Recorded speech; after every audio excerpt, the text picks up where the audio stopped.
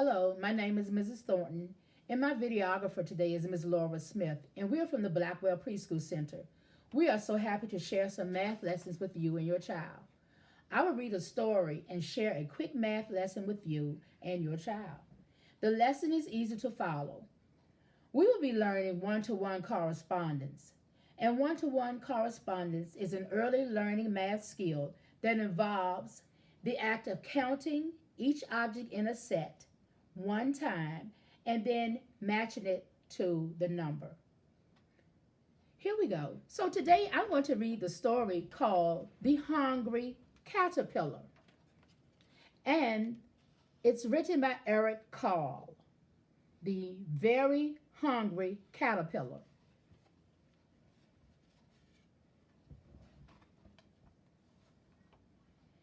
In the light of the moon, a little egg lay on a leaf.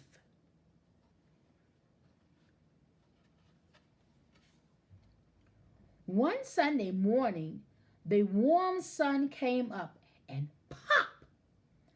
Out of the egg came a tiny and very hungry caterpillar.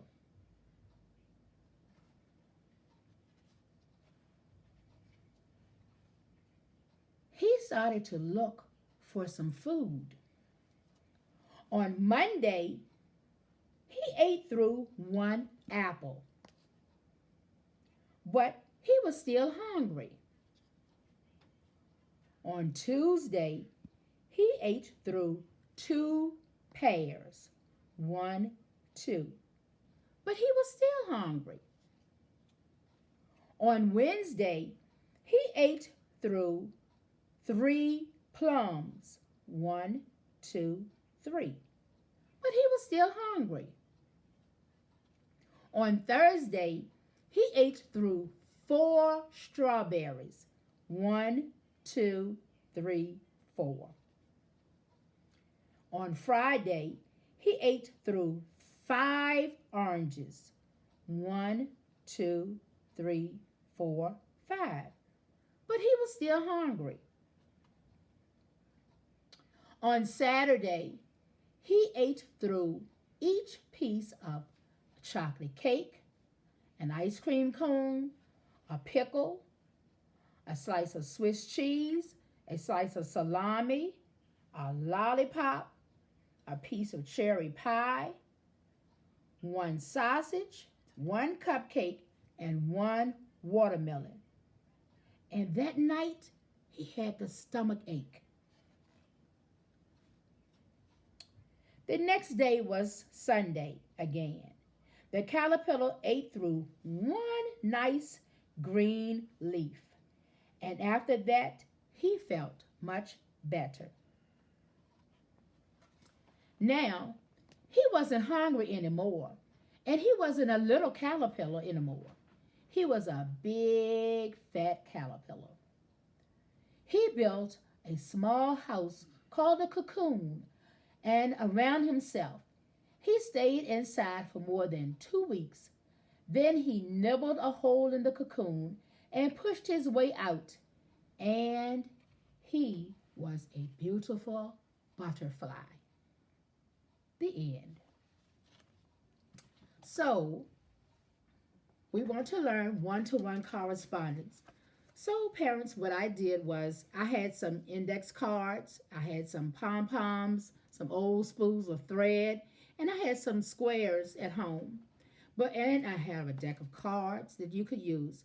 Anything with numbers or any objects, a deck of cards, or anything with objects that the child is able to count. So I put numbers 1 through 5 on the index cards. And what I did was I drew black dots. So I put the number, the name, and the quantity on each one of the cards.